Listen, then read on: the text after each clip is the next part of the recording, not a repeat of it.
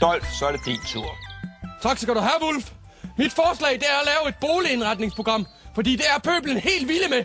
Ja, okay. Og Dolf, fortæl mig engang, hvordan adskiller dit boligprogram sig fra alle de andre, der er på markedet lige nu? Jamen, det adskiller sig på den måde, at jeg kommer hjem til en kendt person. Det kan være alle mulige.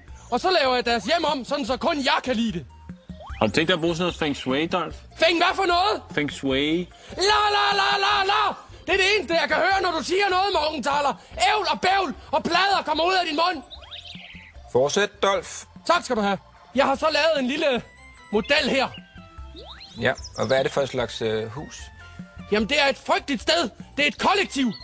Og her bor Poul Krebs, sangeren. Et kvalmende individ. Så velmenende, men blød. Og her bor han så sammen med nægermusikanter, skøger, luder og mænd, der går i sandaler. Okay, godt. Og hvordan starter programmet så? Ja, det er nat, og månen står højt på himlen. Og Dolf kommer snigende som en ninja, helt stille. Der er ingen, der kan høre ham. Han bruger Tai Chi-metoden. Lister sig frem. Så musestille. La. Så står han inde på området.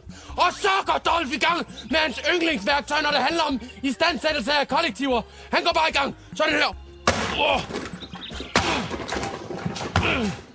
Tag den, Poul Krebs. Tag den. Poul Krebs, du fortjener pryl. Afretning. Nej, se. Poul flygter. Troubadouren flygter afsted. Han er blevet så bange.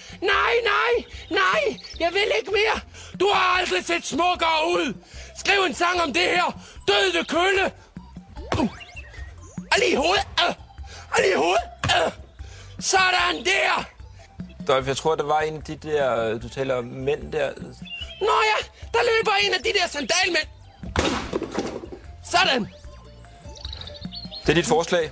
Ja, det er mit forslag. Det er tv. Det er boligindretning. Det er ikke helt det der feng shui, som jeg husker det. Nej, men det er sådan, det jeg husker det. Ej, men okay, hvad siger I så? Hvem er skal så overtage programmet? Det er indiskutabelt! Nej, det er ikke indiskutabelt! Indiskutabelt! Hold nu mod, der er ingen af jer, der skal overtage programmet. Jeg sagde bare, at I fik lov til at komme med 2 forslag. Det er det eneste. Altså, vi bliver der her. Farvel, røvhuller! I kan bare ringe, når I får brug for hjælp til jeres lorteprogram. Vi ses, Dolf. Det er vores program. Det er Wulff Morgenthaler.